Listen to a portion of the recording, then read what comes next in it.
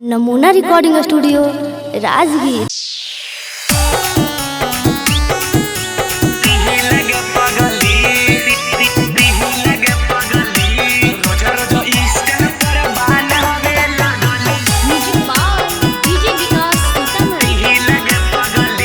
जब से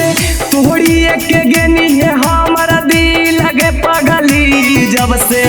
तोहरी के गेनी है हमारा दिल लगे पगली, तब से पगला तोरा बनावे लगलू री लगे पगली, रोज रोज इंस्टा पर बनावे लगलू री लगे पगली, तोरा लगा हो कि ही हम कभी लगे पगली, तोरा लगा हो कि हम कभी लगे पगली, अब हम इंस्टा पर बनावे लगली री लगे पगली,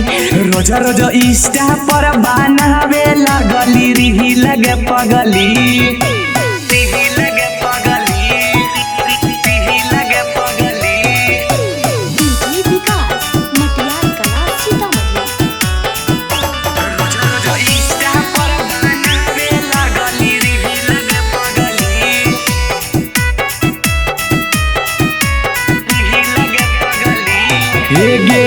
तोरे चक्कर में हम छोड़लू हल पढ़ाई गे,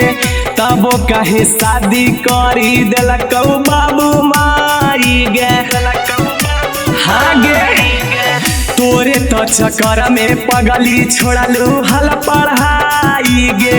तबो कहे शादी करी दिलक बाबू माई गे, कि तोरे नाम से हमारो नाम गेलौ खी लगे पगली, तोरे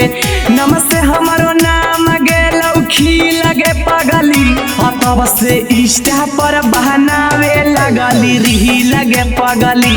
रोज रोज इंस्टा पर बनावे लगलू री लगे पगली।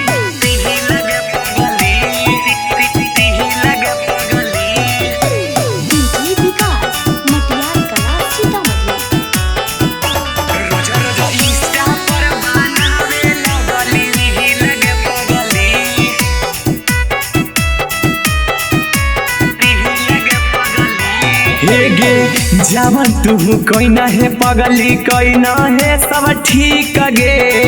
अबो ससुररिया में तोरा मांगे रोज भीख गे, हाँ गे जवन तू कोई ना है पगली कोई ना है सब ठीक गे, अबो ससुररिया में तोरा मांगे रोज भीख गे, कि कहवन सोनू सिंगर जैसन गेहलौ मी लगे पगली, कावन रविकांत जैसन गेलौ मी लगे पगली, कि अब हम इंस्टा पर बनावे लगली री लगे पगली, रोज रोज इंस्टा पर बनावे लगली री लगे पगली।